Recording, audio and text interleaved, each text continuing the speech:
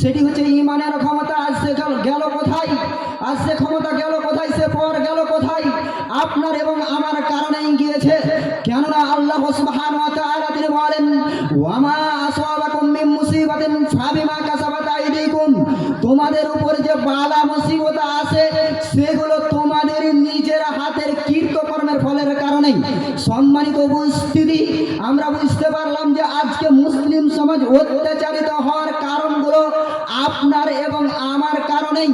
যদি আমরা কোরআন ও হাদিস থেকে তার মূল কারণগুলো যদি খুঁজতে যাই, তাহলে আমরা 5টি কারণ খুঁজে পাবো।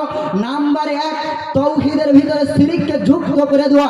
নাম্বার 2, কোরআন শিক্ষা থেকে অনেক দূরে সরে যাওয়া। নাম্বার 3, আজকে সুন্নাত থেকে অনেক দূরে সরে যাওয়া এবং দলে দলে বিভক্ত হয়ে যাওয়া। নাম্বার 4, মরণকে অপছন্দ করা এবং মরণকে, দুনিয়াকে ভালোবাসা, মরণকে অপছন্দ করা। নাম্বার